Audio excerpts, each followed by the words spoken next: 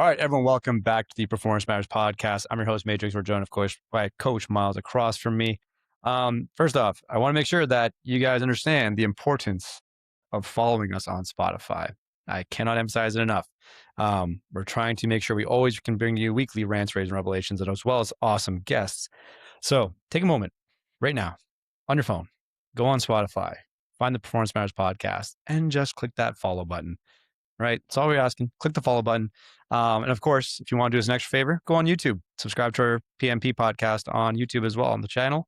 Greatly appreciate it because, of course, we're across whatever platform or choice you choose. So make sure you like, follow, and subscribe across the board. Second, as always, this episode is brought to us by Iron Performance Center, Niagara's premier strength and conditioning facility located right here in the northeast end of St. Catharines. So if you want to learn more or if you're looking to take your training to the next level, give us a shout, right? www.ironperformance.ca. Give us a call, text us, email us. Heck, you can send us a carrier pigeon. We'll get in touch and we will get after it. So today's episode, it's been a while since, me and Myles have actually done an episode because we've had some pretty awesome guests, honestly. It's been a whirlwind ride. Some great insights. So if you guys haven't had the opportunity to check out some of those previous episodes in the kind of like mid-70s area, check them out. We had some amazing guests from different backgrounds, different sports, and awesome conversations as well. So there's always some cool nuggets you guys can grab from some of those guests as well. Like I think the one episode, did you ever get a chance to listen to the one with Bob Raybould? Yeah. It was kind of a insightful. It was different. It seems like so simple, but it was cool. Like it he calls like the tool, like the mindset tool. And again, very kind of cool upbringing in history too, right? Like a guy who's approaching 90 years old, he has like that history during like the Depression era and, lived through a world war and then that liberation period during the 50s and 60s. So it's kind of a cool, life experience. But yeah, it was like a cool, simple mindset. And what triggered for him, right, was like kind of visualizing, I guess, his life in a different scenario. And he kind of just held on to that. And I guess led to some pretty drastic changes, which is cool. So I guess if it's one of those things that if he can do that, then it's very possible with some consistency and discipline for people to kind of, I guess, sharpen their blinders a little bit and make sure they're kind of focusing on the right things, like their North Star, and then they can go from there, right? Accelerate the process versus kind of just, dipping their toe into it. But very cool. So if you guys haven't listened to that episode, I recommend you check out that one as well.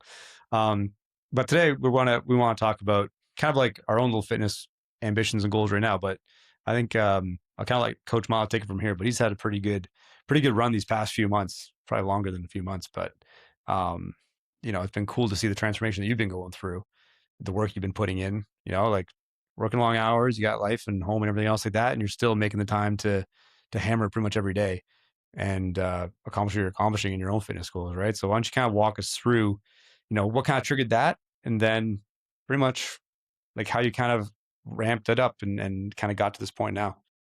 Yeah. So it's funny. I love how you said like what triggered it, because I think a lot of people that my main goal has been weight loss. Ironically, probably since I stopped playing football, it's been 8 years now, but I finally have kind of got into a groove, and for lack of a better word, I'll say figured it out. Figured out what works for me. So I think a lot of people that are successful with weight loss, that's a lot of time what happens. There is like a trigger. So for me, it was like the Monday after Easter. So today's July 7th or whatever it is. So I think Easter was like maybe Monday, April 5th or something like that.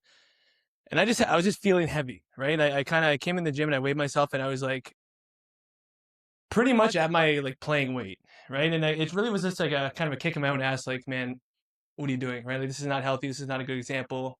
This is not, who I want to be type thing. And I've been that guy. Like it's a story you've heard probably 100 times. That's lost and gained back the same 10 pounds, like over and over and over again over the last 8 years, right? And it is tough. So I think the first thing for anybody out there that maybe has a weight loss goal, like it's okay to acknowledge, like it's really fucking hard. And any goal you're gonna pursue in here, strength, strength training, like athletic pursuits, health, weight loss, whatever, like it is fucking hard. And I say that because a lot of people are getting sold these like quick fixes, and these like, just go on this so-and-so diet. It has a label, it has a name, and like you're gonna be losing this much weight by this day. And then people get into a cycle where they feel like, I fail on it because it wasn't really never reasonable to begin with. And they feel like, oh, something's wrong with me. So the first thing I would say is it's okay to acknowledge like it is really hard, right? But I could say, sitting here that I'm down, kind of was laughing yesterday. Essentially, I've lost a blue plate at this point, 44 pounds, 20 kilos since Easter. That's crazy. Yeah. Like, and I'll get into it, but like, not starving myself, not counting calories, not being obsessive. That works for some people, like, no judgment, but for me, that's obviously never worked. Like I said, I've been in that cycle. But yeah, like the first thing to acknowledge is, yeah, it is very hard, but it is possible. So, like I said, like a lot of people have that moment, whether it's they go to the doctor and they get a checkup and they say, hey, you're pre-diabetic. Okay. Somebody might have, that's their trigger.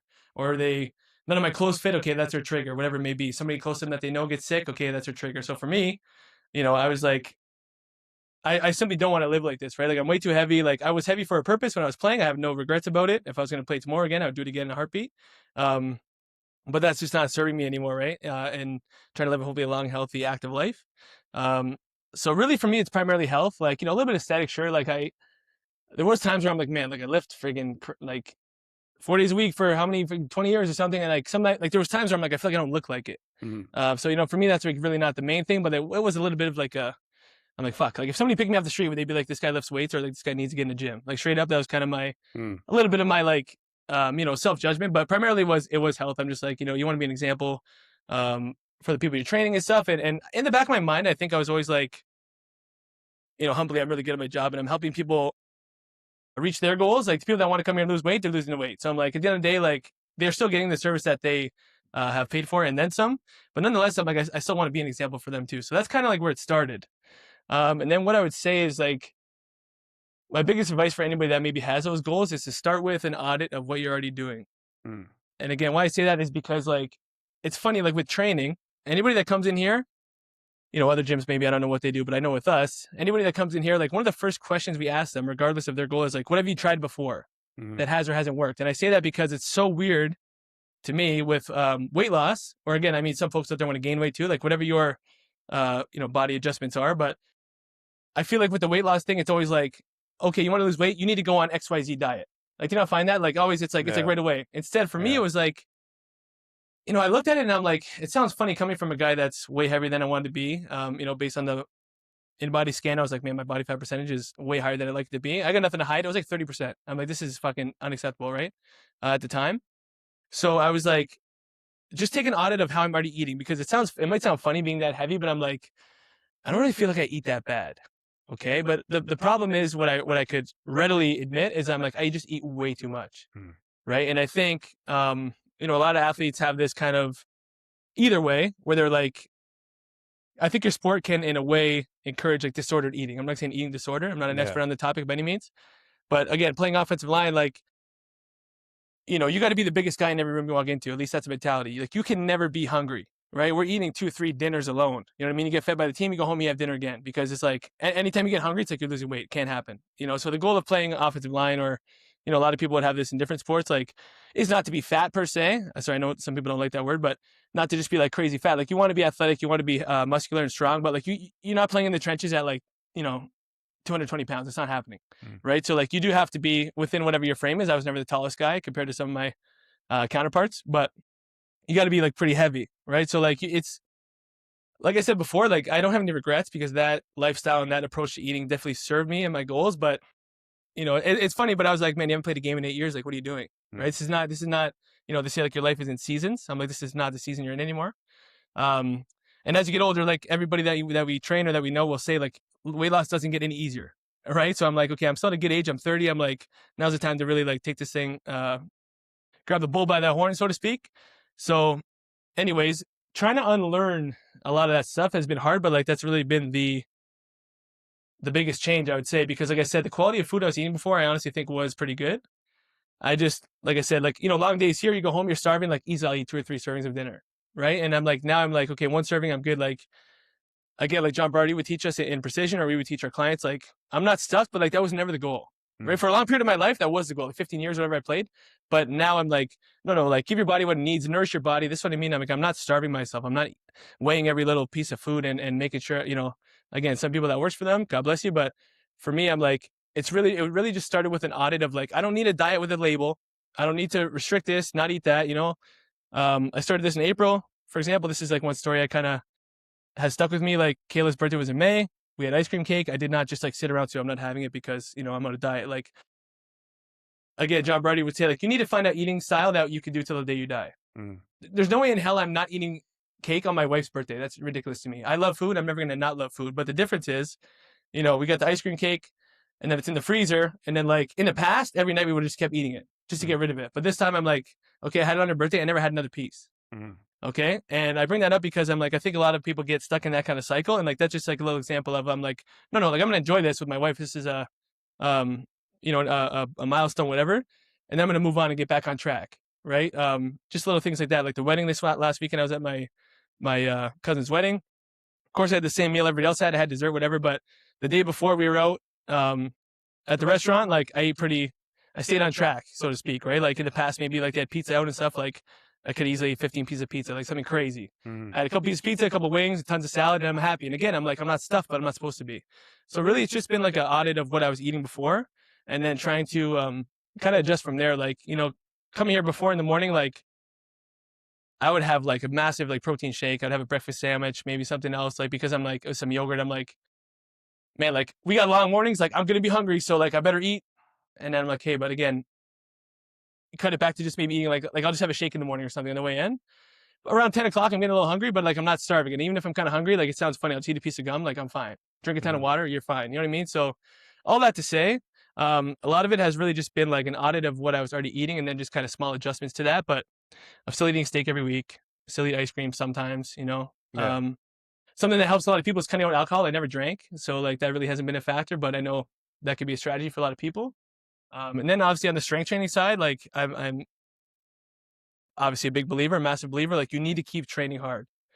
And I think people get it twisted because all your training doesn't need to turn into circuit workouts, right? Because people are like, which I love circuits, don't get me wrong, but my point is I was doing them before. At my heaviest, I was doing 1 or 2 circuits a week or doing a little running or cardio, so to speak. Like that's really good for my health and everything. And that's, it's for some other purposes, but I think people fall into a trap of like, I want to lose weight. So like every single workout I do needs to be high reps and like no rest. What's that? Very this or that. Yeah, like it needs to be no rest. I need to be sweating. I need to be out of breath. Like every single thing I do for my 2, 3, 4, 6 workouts a week, whatever you're doing. My workouts now don't look any different than they ever used to. I still have 4 strength training workouts, 2 of which are heavy, 2 of which are higher volume. We would call that like a conjugate system. I've been doing that for years. And then 1 or 2 conditioning focused days, so to speak, because it's good obviously for the engine and good for your health. But I was always doing that. I was 280 pounds doing that. So like that's not new. But you need to keep pushing hard in the weight room to actually, maintain your strength and maintain your muscle. That's obviously a hesitation I had beforehand. Like it sounds so stupid now, but at the time I'm like, man, like, I pride myself on some of the weights I can lift, and I've worked so hard to be able to do some of these things. I'm like, I don't want to lose a bunch of weight, and then all of a sudden I'm weak now. Like that's my identity, But it's funny. I would look at guys like yourself, guys like Aiden, guys like Mac Martin, guys like Mario, guys like Harrison.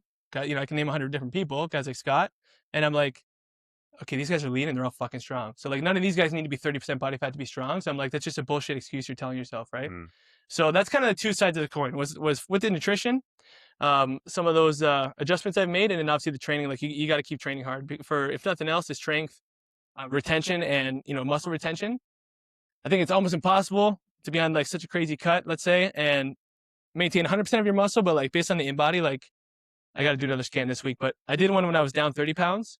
And only like 2 pounds of it was like muscle loss, which again, 30% down or whatever, like 28 pounds down of fat, and like my visceral fat is down. I'll take it. You know what I mean? And it's funny, like a lot of people are like, oh man, you look like you've been putting some muscle on. I'm like, thank you. It's very nice. I think anything you're seeing is what was already there, just was kind of hidden, right? Like, we kind of would always joke that there's, muscle hiding under that layer. But point is, I think if I would have just went on like the nutrition aspect and stopped lifting weights, or like I said, turned anything into a cardio session, I think I would have lost a bunch of muscle, which I would have had a hard time accepting that. So, you know what I mean? It's pretty cool for me. I guess what I'm proud of is losing the weight, but still hitting PRs. I'm obviously getting better at some things like sprinting, jumping naturally. Okay, you take the unhitch a trailer, we would say. Well, of course, you're going to be moving a little better, right?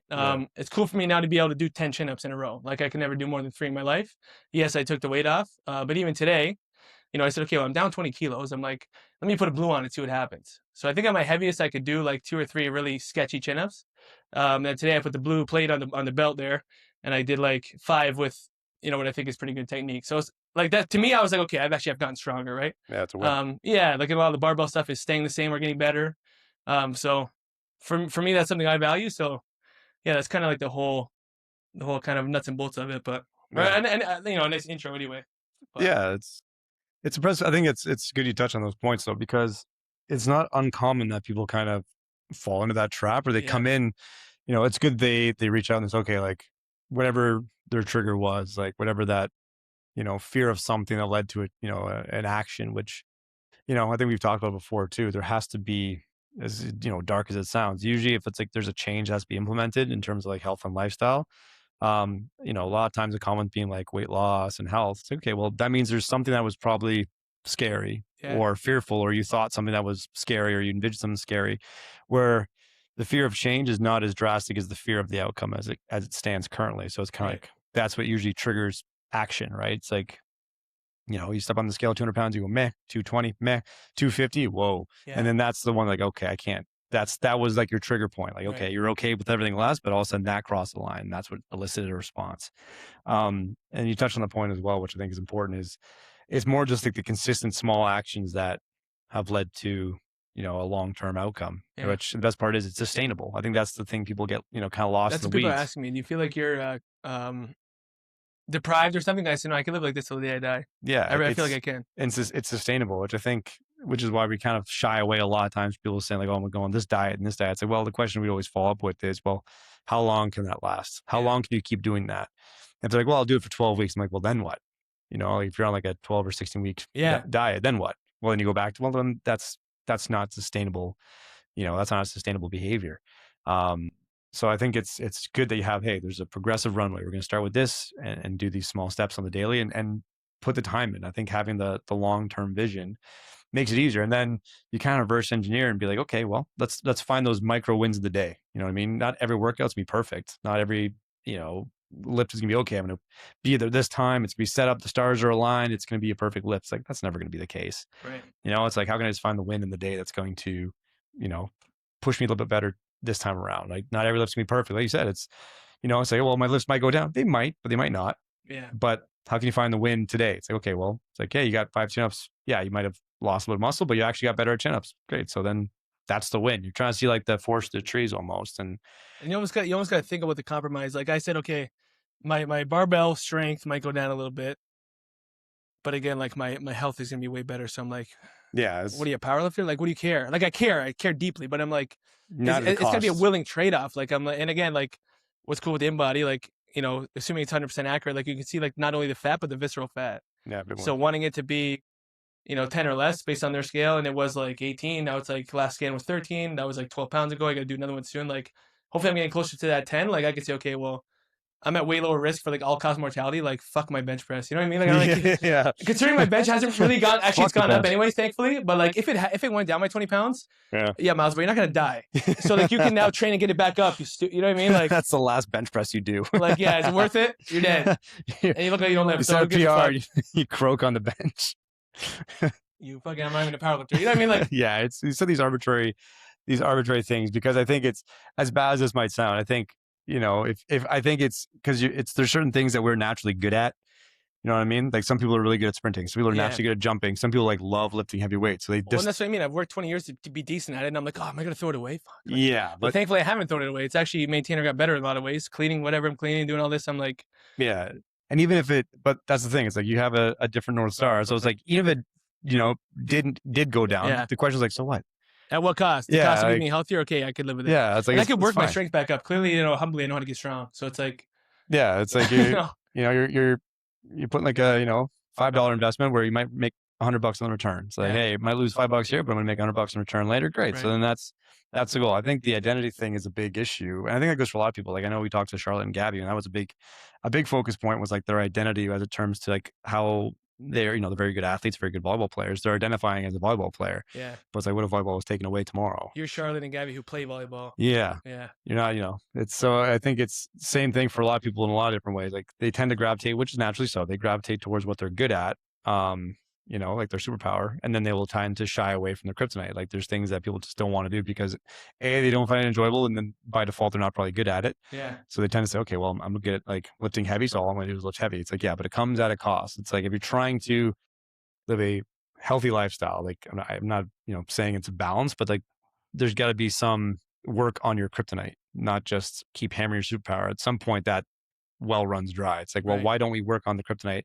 And by maybe working on these things, it will only help elevate your superpower later on. You know what I mean? Like there's the nice part about, I know for athletics, there's like a very finite period of time. Like there's a window for competition, a window for camp. There's a window for a lot of things where you're trying to like get all these qualities developed, and to kind of focus on their priorities within that timeline. For most non-athletes, I love working with non-athlete folks because the bar rolls and it can change whatever direction depending on like where they want to go next, which I think is very exciting. It's like, hey, they want to boost up their strength. Okay, next thing you know, they're like, hitting better depth, they're hitting heavier numbers, they're putting on some lean mass, they're doing all these amazing things. And all of a sudden they shift like, okay, I want to get ready for like a triathlon, or I want to do this. I want to kind of focus on this. Great. So then we just shift the archetype a little bit. Like the whole program just kind of gradually shifts towards a different direction, but they're getting good in all these different skills and it's enjoyable. Like they're finding these small wins, but at the same time, by default, they're still living a healthier lifestyle. Like they're doing all the things that equate to a healthier lifestyle, regardless of the prescription direction that it's going. Like that's, I think, is the exciting part. Yeah. It's easier for them to find a win, easier for them to stay engaged, because there has to be some enjoyment Right. into doing it. Not every day, every lift, every exercise is going to be something you enjoy, but I think kind of keeping that mentality of like, look, it doesn't have to be enjoyable, but what I'm doing might be something I'm not good at, or maybe it is something I'm good at. Regardless, I'm going to try to find the win in that drill or that exercise or that rep scheme. I'm going to try to find a win in some way, shape, or form so I can walk out of here feeling better. And then you do that enough times, man, like it's incredible what people can accomplish. And I think people have to understand too, like whether you're trying to gain lean mass or lose unhealthy mass, it's fucking hard.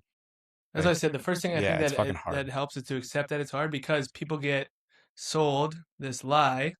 Just do this, just do that. Every time like I said, 10 pounds down and up, down and up, down and up. I cut out so many things, and I was like, you get to a point like I can't live this way, and you just bounce back, right? So like I think a lot of people get into like I don't know that I ever had like done a specifically like labeled diet per se, but certain things I was maybe doing like or cutting out was not sustainable, clearly, because it never worked.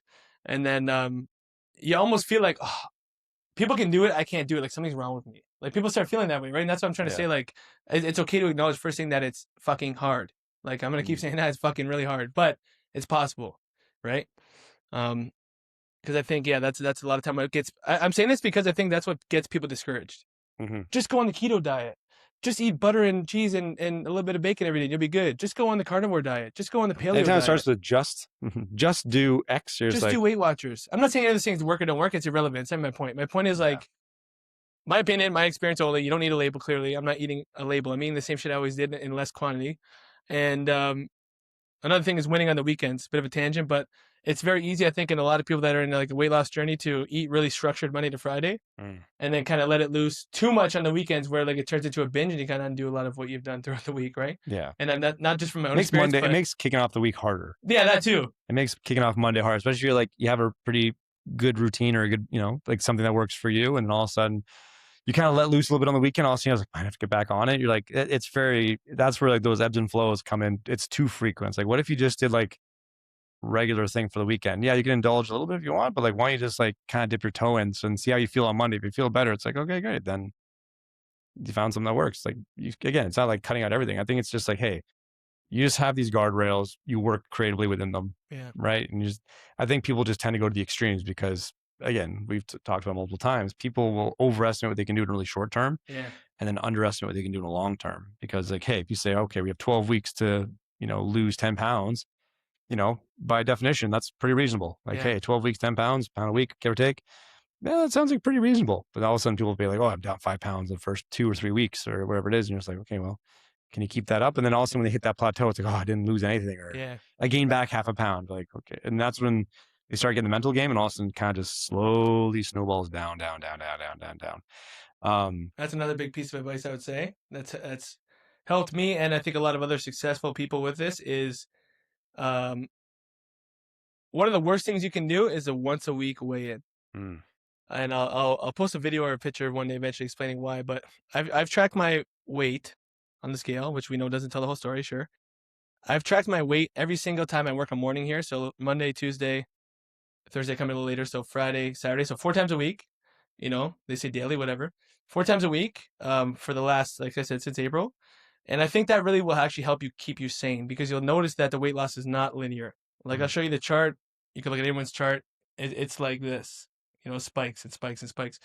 And I think like the problem is a lot of time when people just do the once a week weigh in, sometimes you miss those lows. And sometimes those lows are what's really motivating, obviously, in a weight loss kind of journey. And you feel like and I've heard this from other people too, you feel like, fuck, I'm not making any progress because you just see those spikes and you kind of miss some of those PRs, so to speak. So I think one of two things they say: either people should do once a month weigh-ins. I don't like the idea of that because it's a long time in between to see if you should really make any adjustments. Or, they say daily. Like I said, I don't have a scale at home, plus I like the one here, whatever. So I just do 4 times a week. That's been helpful for me. But the point is, I think you need to do frequent weigh-ins, not to become obsessed with the scale, but just for the sake of, I think, normalizing and realizing it's not going to be perfectly linear, and that's okay, right? A lot of people have success doing like a weekly average. I've never really done that where I add up all the 4 days and divide it, but I see the value. But nonetheless, like for me, just seeing that chart, the fact that it's clearly going down, but it has not gone down linearly, the same way your vertical jump will not go up linearly, or your bench press max or whatever. For me, that's actually giving me a lot of peace. So that's one thing I really would recommend for someone that if they're starting kind of any type of journey like what I've been on. Frequent weigh-ins, probably no less than 3 times a week, just so you can see trends. Like I think you said, like trends are more important than moments, and that's like the perfect example of it, I would say. Yeah, I think that's why, you look like anything else we do in here. It's like, okay, if you have your mesocycle program card, like you're tracking things for every day of the week, and you can kind of see trends over time. Versus like if you just did like, okay, we're gonna do a testing day once a month. You might have missed some PRs, and that's really what. Yeah, you're kind of like opening the gate up for too much variables and chaos to kind of affect, and get a more standardized outcome. Yeah. Versus like I'd rather see daily or weekly trends that kind of show us a better direction of, okay, like where are we going? Are we on track? And then so that's kept me sane. Like I think it's kind of funny though, because they can you imagine like doing a monthly weigh in? You're like, okay, today's the monthly weigh in. Like, but then I find some people might go overboard like the night or two before a weigh in and be like, okay, I know it's coming. Let me start. I know it's coming. Yeah, they're starving themselves, and you're just like, well. To be fair, I don't like the monthly one either. I just think I know some people have had success with it, and I see the reason why you might pick that over the weekly. But the weekly is like such a trap. Yeah, I like how Matt Jordan says it too about the force plates, but it's kind of like the same application. He's a big proponent of jumping every time the athletes come to a session because he's like, if we were in the army and we were trying to run radar, like, are we just going to run it like when we feel like, hey, we might get attacked today, or we're going to run it every day? He's like, we're going to run it every day. So he's like, same idea. Like, I want to have those force plate jumps every day, his opinion only. So I can see what's going on and I never miss anything. So that's why I'm saying I think, that's akin to the frequent weigh-ins. Like I said, it's helped me. I know it's helped a lot of people that have had success as well, who I either know or follow or whatever. So this is the thing. Again, if you don't want to be tied to the scale, that's fine too. But if you're going to use it as a tool, that's one thing I would really recommend is frequent weigh-ins. Yeah, I think it's just putting context to it. I think it's like, don't expect to PR every day. Yeah. Right. You don't expect to PR in your lifts every day. You don't expect to PR in your sprints or your jumps or whatever every day. Same thing goes for if you're trying to lose, unhealthy weight. Don't try to PR every day on the scale. It's like, hey, just let you plan the work, like work the plan, and then all you're trying to do is get those data points on a regular basis to see trends over time. Right. You know what I mean? And don't become people get so neurotic. Become so neurotic about these things, and I get it, like rightfully so. I get it too, and when I was neurotic, it was not working. Yeah, so that's why I've tried to take a different approach. And it's unnecessary stress. Like that's not going to help. That's not helping the goal anyway. You know what I mean? So, I think those are all valid points. I think, I think the biggest acknowledgement is like, look, it's going to be strain is a skill. You know what I mean? Like learning to strain, learning to be in discomfort for a little bit is a skill in itself. You know, and that was part of the kick in my own ass. I'm like, you've done harder things than this. Yeah. You know what I mean? You've been through training camps, you've been through whatever. I'm like, this has been hard, but I'm like, it's not nearly as hard as some things I've done. So I'm like, me to me, I'm not saying this to anybody, but me to me, I'm like, dude, suck it up. Yeah. Like, you know what I mean? Like, suck it up for once and like, just like figure it out. And thankfully it's been good. And it's now that I'm in a groove, it's really not actually as hard as I ever thought it would be. You know what I'm saying? Yeah, it's easier this time than some of these unsuccessful attempts because I'm in a groove that makes sense to me, that's working, that I don't feel deprived or starved or whatever. Yeah, but I think it's important because if we have a lot of folks that kind of come to us looking for that kind of stuff. It's okay. It's nice to have perspective. Like, yeah, I understand what you're going through. Like I've kind of been in a unique, relatively maybe similar situation myself, and then it makes it easier to say, look, it's possible. Here's some things that might work. I think it's, in terms of your own personal weight loss journey, it's no different than how, if you're teaching a kid how to jump or sprint, like you could say, yes, I understand what you're feeling because I've done this myself. And this is what's my least favorite thing in this industry is coaches that don't train. Yeah. I've said it probably in the podcast. I said 200 times. I'm like, you're just going to call yourself a strength coach. You can't even bench the bar. Like, but this is the one kicking my ass again. I said, well, Myles, that's the other half of it though. Like you're going to call yourself a health professional and you're like, you know what I mean? Yeah. Yeah. Yes. I've been doing humbly a phenomenal job helping people reach their goals. So that's the main thing. But I'm like, if I'm going to sit here and say, hey, so-and-so coach XYZ, like you're teaching people how to lift and you can't even lift, that's embarrassing. Well, hey, guess what? I looked at myself and I said the same thing. Listen, brother, if you're going to be, you know what I mean, overweight, over fat, whatever the word is, and try to give people health advice, I'm like, in a way, I felt like a fraud. Yeah. You know what I mean? Although I'm successfully helping people do what they need to do, and that's the main thing. I'm like, I can walk in your sprinting shoes. I can walk in your jumping shoes. I was always, moving okay for a big guy. I could move some decent weight. But then from this kind of body comp perspective, I'm like, you look like a fraud. I kind of felt like a fraud. You know what I mean? Because I'm like, you're not living the code. So that's kind of another thing that inspired me too. I was like, my clients deserve better. Right. Yeah. You got to kind of walk the walk a little bit. You don't be an expert on, you can't be an expert, like the best sprinter in the world, but you should know the mechanics and how to actually like coach them. I swing my right arm when I swing my left leg, for God's sake. You know what I mean? Like, that is frustrating when you see people that can't, that are kind of like help. It's almost like going to a doctor that smokes cigarettes and they're saying, you shouldn't do that. You're just like, well, maybe you shouldn't either. But again, how is me having that body composition any different? Exactly. I'm not afraid to admit it. And anybody out there, I'm not fat shaming anybody, whatever. There's a coach out there, like, it's all good. I'm just saying, look at myself in the mirror. That's my opinion. Yeah. I mean, it only makes people a better coach. I think it's no different than, hey, if you're going to put your athletes through like a certain cycle, you kind of know what to expect maybe by the end of it, but put yourself through and say, okay, like, are these prescriptions reasonable? And you don't have to be in the best shape or whatever like that. But if you're asking them to have certain outputs and hopefully certain ranges, say, okay, is this practical? Is this sustainable?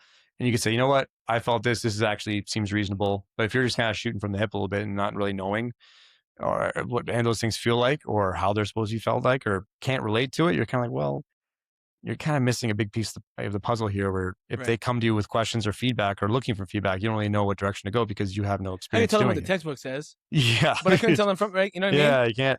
I'm not afraid to, listen, I'll laugh at myself all day. I don't care. Like, I'm not afraid to admit, like, that's kind of the point I got to. I was like, dude, like, you're kind of a fraud, to be honest. Like, I'm not a fraud, but you kind of feel that way. Yeah, like, you feel like an imposter. I could tell you the right answer, trust me, but like, not from experience. I don't like that personally. You know what I mean? So it's, and it's, for lack of a better word, I'll say I'm relieved. I'm relieved that my strength has maintained or in many ways, honestly, improved. Because that was quote unquote, a fear of mine. It was a price I was willing to pay, but I was like, man, like I have, I do like some of these things I could do, whatever. It's ironic too, because as I've lost the weight, I find I could push myself better in these conditioning sessions, which means my gas tank is naturally a little better, which when I go to do my strength stuff, I actually find I recover better between sets anyway. Yeah. Like sometimes in the past, let's say we're doing Squat-October together. It's like a heavy day. And sometimes I go, you go, I go. Then like you're going again. I'm like, fuck, man. Like, give me a second. Like versus neck, because obviously we're in better shape, whatever. Versus like now I'm like, I'm done that set of heavy squats, whatever. Like 2 minutes later, I'm ready to go. In the past, I would be like powerlifter mode. Like, let me take a seat in the chair and fucking, whatever. Like, need 5 minutes here. Yeah. Like, which again, powerlifting, totally different thing. I'm also not as strong as being a powerlifter per se, but for what it's worth, like I do find like it has all kind of complement each other, which is, a pleasant surprise, I guess I'll say. Yeah, I think that's nothing else. Like an N=1 study. Like, hey, you know what? Yeah. People come to those questions like, if I lose weight, am I going to lose muscle? Am I going to lose strength? Am I going to lose this? Like, well, now I don't know, but you don't have to. Yeah, from experience, you'd be like, I don't really know exactly the direction like you might end up, but from personal experience, I found it was actually better. Yeah. You know what I mean? And I think it'd be, like, again, going into like the physiological of it, it's like, yeah, you're able to recover between, you get more quality reps in, you can get more density in. Right. So all those things will actually help reverse the opposite. You know what I mean? So all those things, it's not just like these buckets, like, okay, this. There's going to always be crossover and those things will help. So I think that kind of hopefully debunks the fear that people have. Like, okay, if you're on a weight loss journey, I don't want to lose strength. It's like, well, actually you might get stronger. You don't have to. If you might actually get better. You actually might do better at strength training if you're on a weight loss goal. I think you've made this point in the past and it's so true. Like a lot of people have this mindset of like, I'm on a cut or whatever you want to call it. I never called this anything, I'll be honest with you. I said, I just got to lose some fucking weight. So, but anyways, people call like, I'm going to cut them on, call what you want. It's okay. Bulk, whatever. It's all good. Call what you want. My point is though, people say, okay, I'm going on a cut or a diet. Like I need to maintain or pull back in the weight room because I'm not going to have as much like fuel to use. Okay. It makes logical sense. For me, I'm saying that is not the way. I'm telling you, I've still pushed as hard as ever was. And I think that's why I've been able to retain muscle. That's why I've been able to, maintain or improve strength in a lot of ways because I never once had this is my point. I never once had a mentality of calories going down. So like effort in the gym has to go down. So volume has to go down like crazy. Like that was never, as much as I said before, people have a bit of an issue because they get into these weight loss things and they say, okay, everything has to become a circuit and that's not good. I see other people that say, okay, everything has to become like a minimum effective dose because I got no fuel in the tank. So I really got to pull back. I wholeheartedly don't think that's the case either. I've kept my training virtually the same as ever was. And I humbly I'll say I'm pretty happy with the results. So It's a case of extremes, though. yeah, People naturally gravitate. Like, I think they think, okay, if I'm cutting back on calories, I have to cut back on this. But yeah, it's makes like logical sense. But I'm telling you, when the rubber I, meets the road, that has not I materialized. think it's just defined as like, well, okay, you can, I don't know, cutting back on these things, but like, it doesn't mean you give less effort. So, Yeah, true. which I think we've had this conversation with people in the past too. It's kind of like, well, okay, if you're in this cutting phase right now, load them up and see. All of a sudden, it goes fine. You're like, that's exactly what you did last week, Yeah, or you actually did more than last week and you're less. So it's like, I think what you're, how they're kind of envisioning it. I think they're kind of tying volume or load or intensity or density, and they're to paralleling it calorie intake. to calorie intake, but also to effort, Yeah, yeah, to effort. Yeah, to effort, which is like not the case. yeah. I don't blame people because that makes logical sense. But I'm telling you, it's not the case. It's I really think not. they're tying effort to, if they're cutting back on like a load or volume or intensity or density, like a quantifiable variable, they're tying it to a subjective variable of effort. If these things go down, then by default, they're probably thinking effort has to go down, I have to go easier. It's like, well, Yeah, if you still exert yourself and you give, whatever you have in the tank to the prescription of the day, regardless. But that's ironically, I would tie this back to even any of our other people that are like just tired or stressed. Like, hey, you had a bad night's sleep. How would we adjust for a poor night's sleep? It's like, okay, we tried doing a little bit less of this, but they're still giving their 100% effort. Like, hey, if you only got 6% in the tank, you're still giving 100% of the 60. yeah, So it's like the effort's still there, right? But the other things might be dictated from, however the rep goes or however the drill goes, that'll be the outcome, but it doesn't mean the effort wasn't there. right. So I think it's kind of just separating the subjective effort from the quantifiable objective measure of like, oh, I'm going to, scale back this, but I'm still going to go 100% effort into it. Great. So then do that. And then you might be pleasantly surprised. You might not, you might be fine. You're Well, probably that's going to the be thing. fine. Like, without getting into all this physiology of it, like, think logically, practically. Welcome to Performance Center, Niagara's home for real personal and performance training. We're a community obsessed with building durable, explosive, game-ready humans. No gimmicks, no shortcuts, just training that works. From athletes chasing scholarships, to pros chasing championships, to regular people who just want to feel strong, move well, and stay built for real life. If you're willing to work, you're our people. Our system is simple: smart programming, elite coaching, and a culture that pushes you to levels you didn't know you had. With modern technology and principles-based programming, we track your progress, teach you movement skills, and give you every tool you need to perform when it matters most in whatever arena you call home. Iron Performance Center, because performance matters. You want to maintain all the muscle, or it's very hard to lose the fat and gain the muscle at the same time. Possible, very hard. But you want to at least maintain the muscle. You want to maintain or improve your strength, which a lot of it is, through the innovation and everything. So like, there's that aspect of it that I believe that's part of why I'm still being able to get stronger. But the point is, you got to give your body a reason. You got to give your body a reason to maintain the muscle. You got to give your body a reason to maintain or improve the strength. And that's through heavy strength training, through taking some sets near failure, RPE 8 or 9. Like, you got to give your body a reason to maintain that, other than just like, keeping your protein high is very important. But again, I've never once measured, I've had this many, ask me how many grams of protein I eat a day. How many grams protein? Not a fucking clue. I don't know. How many calories do I eat a day? I don't know. That's going to piss people off. But I don't have a clue. I really don't. I know I eat a lot of protein. I know I eat a reasonable amount of everything else. I know I eat tons of veggies. I know I drink tons of Coke Zero. People are not going to like that either. But guess what? Aspartame's not going to kill you. I promise it's not. Keeps you full. It tastes great. You know what I mean? Like, it's just practical shit, man. I'm telling you, it's practical shit. Like, I never once have got the weight scale out and said, okay, I took my uncooked chicken and I cooked it and I weighed it. I know that stuff works. I'm not judging anyone. If that works for you, God bless you, really. I'm just saying, though, if you've tried that and it hasn't worked, there is a different way. That's all I'm saying. Yeah. People that are neurotic about their eating, that weigh everything and count the calories and do all that, that's amazing. I'm proud of you. And if it works, keep doing it. Yeah. I'm just saying, if you're like me, who tried those things and had a struggle and felt like something was broken and something's wrong with you, all I'm trying to say is there is another different way that will also maybe work. And for me, I guess, if you want to call it intuitive, like that, I guess that's kind of what I'm doing. But yeah, I think kind of treat it like how Committed Club is. I think it's cool to see like people, we have Committed Club for our people. It's cool to see people achieve like, hey, the goal of the Committed Club, you want to get in the club, then you have to hit 12 workouts in a month, right? Yeah. That's essentially 3 workouts a week, broken down simply. So it's like, hey, if you do 3 workouts a week regularly, and you say, hey, I'm going to go try to go, we have people hitting the 12-month or 1-year streak. You're like, think about it. That's at least, and again, a lot of them exceed the 12 workouts a month, right? Like, let's say most of them are like in the mid to high teens, or let's just say 20, for example. Let's say you're getting like 20 workouts a month, right? Over the course of a year, that's at least 240 workouts. Yeah. What's the percentage of that out of 365? Like pretty, it's like Pretty, 67%. yeah, Or pretty damn high. If you're getting like, between 220 and 240 workouts a month, like that, sorry, a year, that's pretty damn good. So it's kind of like, what if you just kind of had the same mentality towards like, some small changes in your eating habits? And I think ironically enough too, it's like people that tend to, try to train more frequently throughout the week. Again, not always PRs on all these record-breaking days, but just train consistently. I think a lot of times their eating habits will naturally start to kind of co-align in the same ecosystem because they're working so hard in the gym that they're trying to fuel for the next gym day or feel good for the next gym day. Yeah. Right. And these things will all gradually just kind of compound over time. And also you can look back at a year and be like, hey, look,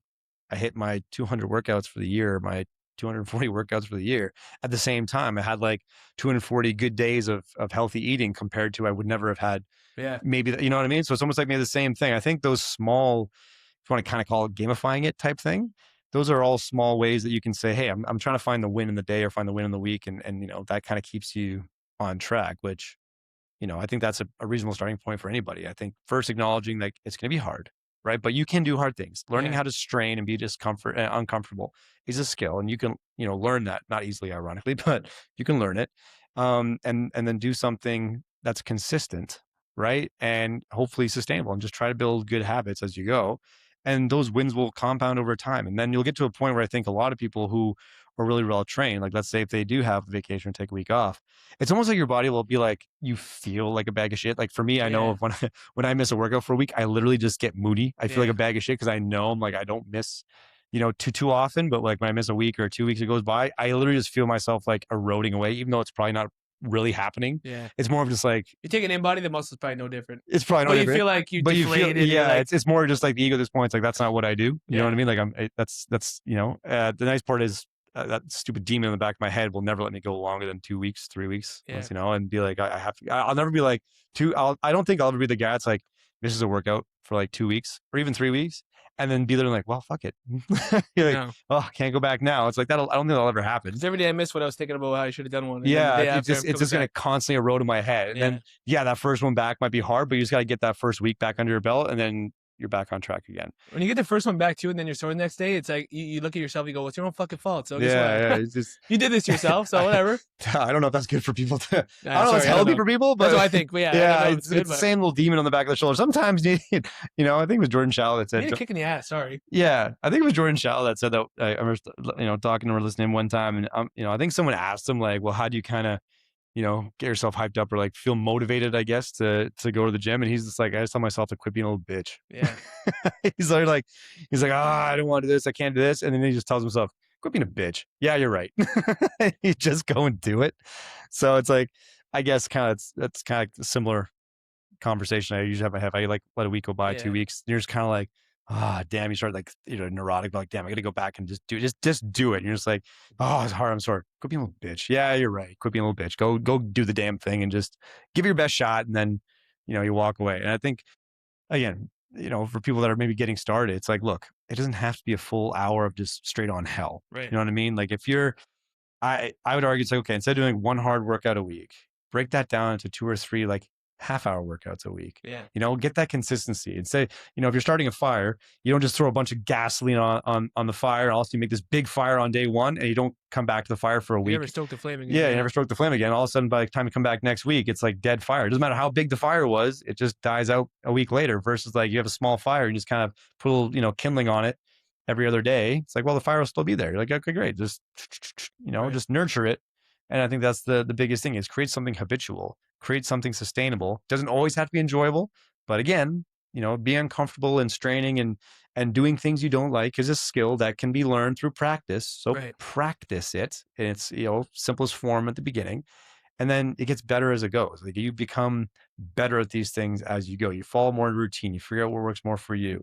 And then you'll find yourself after probably 2 or 3 months looking back, like I can't not do it. Yeah. I can't miss a week because why? It's like now it's hardwired. Like it's part of your routine. It's part of your schedule. You made an appointment with yourself to, do something for yourself and you don't want to miss your appointment. It's like, hey, I got to do what I got to do for me.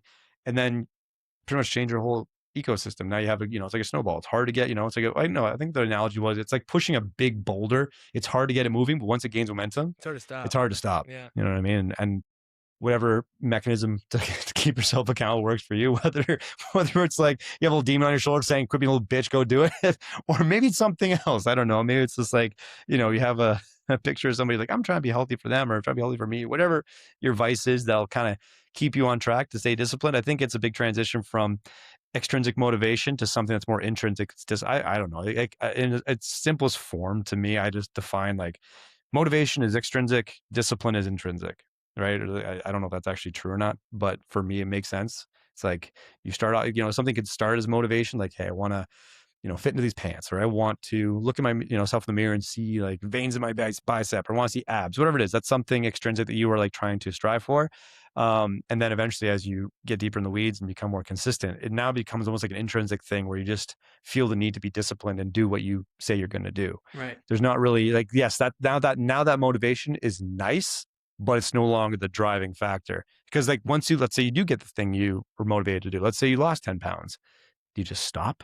Or you lose 30 pounds, 40 pounds, and you're like, okay, am I done? I hit my goal. You know what I mean? Like, I guess it's a question for you. Like, hey, what's the target for you? And then what's going to happen when you're done? Yeah, actually, I'm happy you brought that up because I never mentioned it. But when I started, so like I said, Easter, I think it was April 5th or 7th, whatever, I was like, okay, for no reason other than having a goal that I thought was really hard but realistic, I was like, okay, going on a cruise in November, I counted the weeks was 35 weeks. I said, there's no way in hell I can't lose a pound a week, is what I thought. So I said, okay, I'm going to try to lose 35 pounds by the cruise, was what I initially thought. 1 pound a week from now till, from April till November. I'm like, that would put me around like 240. I know some other guys are like 240. I don't hate how that looks. You know what I mean? Okay, cool. That's like a reasonable goal, I think. I haven't been 240 in, I don't know, grade 10, grade 11 since then. You know what I mean? So ironically, at which point I was like, fuck, I got to gain weight. Right? So, whole circle. Different seasons of life, I guess. Whole circle. Anyway, so that was my goal then. So as you know, now it's July and I'm down 44 pounds. So I've surpassed that by a good chunk, 9 pounds, let's say. And I still got 4 months to go till that November thing. So people have asked me, like, it's kind of funny. I generally did this whole thing for myself and my own, my own health and my own, so that I could be a better coach, better partner, better whatever. But I find this past week, a lot of people have been noticing, which is flattering, saying like, give me some nice compliments. And a lot of them are like, what's your goal now? It's funny. I'm like, well, I guess because it's working, I'm like, why would I change it? So this kind of goes back to programming too. I'm like, I think I'm just going to ride the wave and see what happens because I've already passed that number. I want to do another scan, like I said, probably this week. I'm curious where that visceral fat number is. I'm curious where the muscle is at. But like I said, because I feel like I could eat this way till forever, I'm just going to keep riding the wave and see what happens. Like I kind of joked and said maybe visible abs for the simple sake that I've never had them. Something like that. But really, like, that's really like so far down the priority list. I just want to be healthy, feel good. So keep training hard and kind of just see where the chips lie. Because I've already passed that number, which was arbitrary to begin with. It's not like I've now said, okay, let me get to 220. Because my goal is not to just keep losing weight forever and then be like, like that's really not really the goal per se. But I think I'd like to get, sub 20% body fat because my last scan was like, I don't know, 23 from 30. So yes, I was happy with that loss, but maybe get sub 20. That's obviously a healthier number. Get the visceral fat down to 10 or below. Aesthetically, I kind of joke about the visible ab thing, but on the other hand, I'm kind of like, why not? But yeah, just kind of keep riding the wave and seeing how far I can take it with this, what I think is a sustainable model, and kind of go from there. But I don't know. I think the second I feel like, oh my God, I'm my energy is tanking, my strength is tanking. Like maybe I gotta have to review things, but yeah, thankfully I really have not felt that way yet. You see me, I'm still trying to push, weight, and in some ways, like I got, Tyson, my coach from school.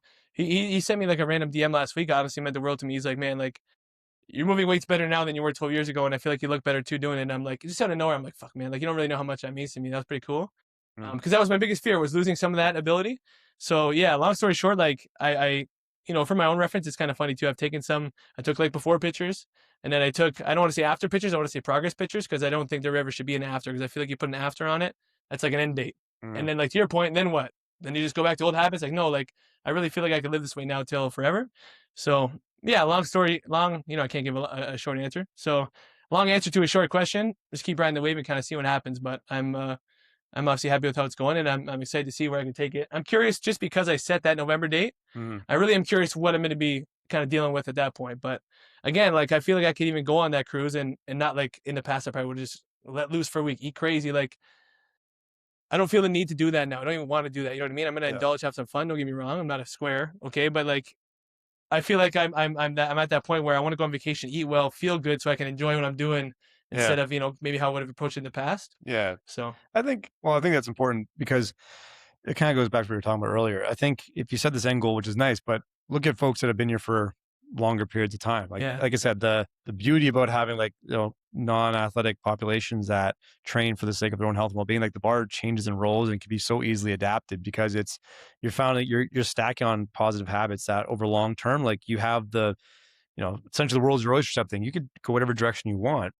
because with the habits you have, and you could just change course. Like, yeah, I want to do more of this. I want to see that. It's like, yeah, but I think a good point too is like John Goodman always says, like for him, fitness it's an ever going thing for him where he's like, I don't have an end goal for any of the things I'm doing. Right. For him, it's like, I enjoy my morning walks with my wife. I enjoy being able to play with my kids. I love seeing I think John Goodman's parents are like in their 80s now. Yeah. Right. He loves seeing his grandparents be able to like pick up the grandkids that are like, 4 or 5 years old and still go on hikes with them and do all these things. He's like, that's essentially my goal. I want to just be able to do all those things. Yeah. So I don't really have a finite micro goal in like a yearly goal or something like that. For him, it's like, I enjoy going to try out a kettlebell class. I enjoy lifting weights. I don't have to power lift, but I enjoy getting in the bar and do these things. Like there is no goal because he's just like, he's past that point, I guess. For him was like, well, I had all these goals. And for him, it's like, I just enjoy the things I'm doing now because I feel good doing them. I like the way I look currently. I'm not trying to become anything else. He just wants to keep doing what he's doing and feel good about doing it. You know what I mean? And that might change, but for the time being, for him, it's like, that's good enough. And I think that's the other point. It's like, sometimes it's good enough, and I think, setting realistic goals, again, if you have doctor's advice and stuff like that are saying you have to lose X amount of pounds, and yes, you have to kind of take that, and put that in action. But if you have habits that are working and leading to positive, like you feel better, you're moving better, you have more energy during the day, that's a great start. Just keep running it back. You don't have to keep changing everything to achieve the next shiny thing. It's like, if it's working, run it back and just keep running it back until you feel it doesn't work anymore. And then you just make a slight tweak and change it as you go. And that's where I say kind of release the programming too there. I kind of slipped that in because Yeah. a lot of time with the programs, again, it's after the program's like, where are we going next? And it's like, it's working really well. So like, why am I going to really tweak it just for the sake of tweaking it, just for the sake of change, just for the sake of satisfying some arbitrary criteria that actually doesn't exist, right? So that's what I'm saying. For me, like a couple of people have asked me, which is a valid question, like, okay, now what? And I'm like, I'm just going to keep riding the wave and see what happens, because it's working clearly. I mean, I've surpassed what I thought was a goal. While thankfully some other things have not dropped off that I thought might drop off. So that's why from there, I'm just kind of like I said, ride the wave, see what happens, reevaluate probably at the November date just because. But yeah, just kind of keep on keeping on, I guess. Were there days, like, let's say this last 4 months, during the last 4 months, were there like days where you just felt like kind of like almost deflated, like, man, this was like, you just saw a number, or you just were having a bad workout and you're just like, man, this is just not it. Like, how'd you kind of handle, because again, people have those days too, right? So how do you, like I said, man, anybody that's out there, 8 years of trying to do this. Okay. So it's like anybody who feels some type of way about it, like I feel you 100%. Did I ever have like deflating days? Yeah. This is where I think, cause like there would be weeks where the scale didn't really move. Like this, like May, maybe like June. Yeah. To your point before too, like in April, it was moving pretty quick, as a lot of time it will. And then it slowed down. Right. And then there was weeks where I would lose half a kilo versus, it's funny too, little trick. It just has worked for me. I feel better measuring myself in kilos because I feel like the small day-to-day fluctuations don't really fuck with me as bad. Yeah. Like if you went pounds and it looks like a big up 2 pounds, down 3 pounds, whatever. Like, so just a little hack for me. And I understand kilos from working here, obviously. So I like measuring in kilos, but nonetheless, there was weeks where it would move like 1.5 kilos. Okay. Like over 3 pounds for anybody out there. And there was weeks where it would move like half a kilo. And I would have those moments of guilt of, did I eat too much, or confusion of like, do I got to start cutting it back like more than I have been? Although I haven't been like measuring things, I kind of know what I'm eating. And then again, just like sticking to the plan, having those frequent weigh-ins where I could really reflect. Oh no, but I did have this low day on Monday. Even though I've kind of like spiked up a little bit, or I haven't lost as much as I thought, Monday was like super low. Okay, let's just see what happens. I find like a lot of time I'm like low on a Monday, Tuesday is up a little bit, and then I'm like usually my lowest on Friday. I kind of have like a trend. It's not always like that, but a lot of time it's kind of like that. So N=1 experiment, like you said, everybody will kind of find their groove. Did I ever have any discouraging days? I did have some discouraging, like it's kind of like a catch-22 because I said before, like I'm only really doing this for myself, which is true. But there was points where, like, when I was around, like, maybe 20 pounds down, it's funny because in the past, like I said, I've lost the same 10 pounds 100 times. And somebody would always make a nice comment. It's funny. Like, half the time I found it was always Scott. Scott would be like, oh, man, you losing weight. Like, your face looks thinner. I'd be like, oh, thanks, man. Like, this is, like, in the past, right? So this time I was down, like, 20 pounds. And I'm like, man, I'm not doing this for anybody but myself, genuinely. But I'm like, nobody has, like, noticed. So I'm like, fuck, is this, like, am I not making any fucking progress? Like, and it never, and I'm not saying to anybody out there, why didn't you notice? But I just was like, damn, like, usually when I've been less successful than this, somebody has said something, right? So like that was kind of like a weird feeling where I'm like, you know, no thought of like quitting.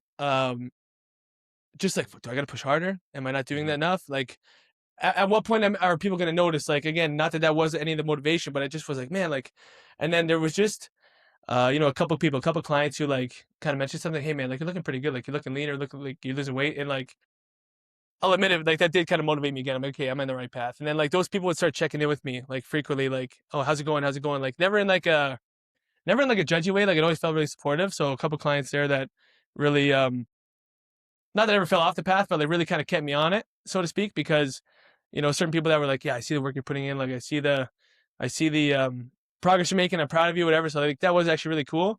So I think that's another good point too, is like having an accountability partner or group is like super. That's like the point of the committed club. Yeah, that's shout like out to the IPC crew, man. Yeah, yo, like shout out to the IPC crew, bro. Yo, that's profound. I might put myself in the fucking committed club just to fucking keep my shit accountable now too. It's profound how much that can motivate you. Like I said, a couple of people that, you know, would be checking up on me throughout this thing, like never in like a judgy way. Like I always felt like supportive, you know. Kind of after that, kind of like you said, I think it would have been late May, early July, or early June, late May, early June. Kind of would have been around like that 20-pound kind of mark. I mean, that's kind of when I was like 0%, like no semblance of quitting, but like just a little bit of like, oh man, like just a mild discouragement. Mm-hmm. You know what I mean? I'm like, fuck, like when I've done way less of a weight loss than this before, like 2 or 3 people might say something. So now I was kind of like, damn, like what's it going to take? Or like, am I actually not making any progress? Although I literally know I am. I'm seeing the number go down. I'm seeing the in-body. Like, so that was like a bit of, I guess, like a bit of a bump in the road, so to speak. But yeah, like having some support from some people, like especially around here who see me every day, was like definitely pretty cool. And then like still to this day, kind of checking in on me with that stuff is greatly appreciated. I'll say that. So definitely having an accountability group or person, like I always knew that. But again, when I started this, I'm like, you know what? I'm not even telling anybody because I failed this 100 times. So until you fucking pick your bootstraps up and do it, I'm like, you don't need to make it a public thing. You don't need to make it, you know, and I never really wanted to make it a public thing, so to speak, until, like I said, in this past week, a lot of people are giving me compliments, which is very, very flattering, appreciated. And like I said, because I've struggled so hard with it, I feel almost a responsibility to like help people even more than I ever have with this kind of thing, this kind of endeavor. Like anybody that's out there, who actually like really wants to maybe like sit down and talk about this stuff and maybe look at like what you're eating, I'll be happy to do it, because like literally in the last couple months, I've changed my life, you know, in ways I probably never thought possible. So like anybody that wants to talk about it, I'll be happy to do that. Like I would never judge anybody who's struggling. I've struggled for fucking ever, you know, on both sides of it, trying to, like, this is the thing too, like, cause at a certain point when I was playing, I was undersized.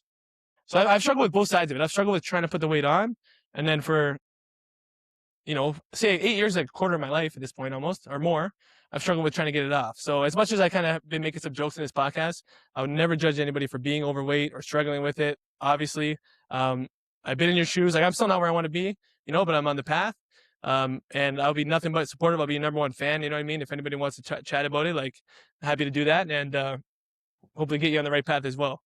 Yeah, I think it's been impressive to watch. You know, me and Aiden noticed. I remember from that triathlon picture, like I noticed it too. I was like, fuck, man, Myles looks fucking yoked in this.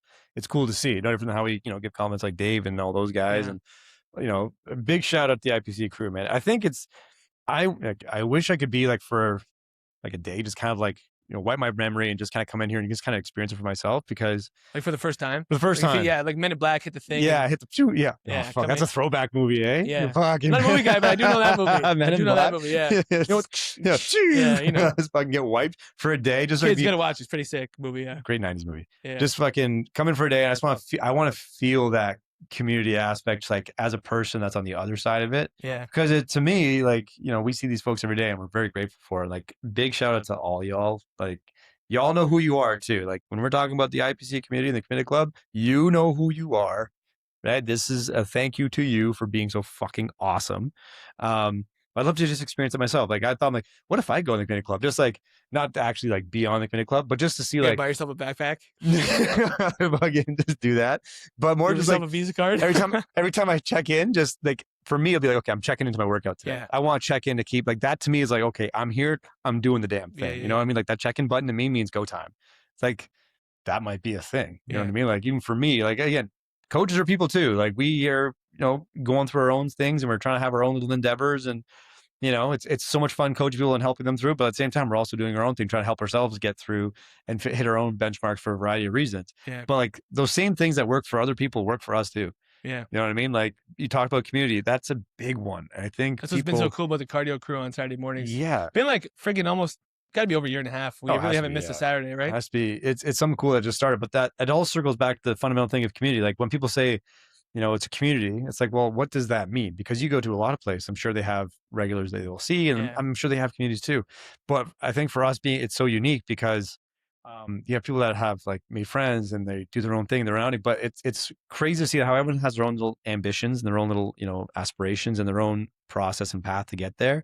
It's just crazy how supportive. Like that's what I want to. That'd be cool if the Men in Black moment to go on the other side and like just doing my own, like, okay, I'm there, I'm doing the thing that I'm prescribed to do.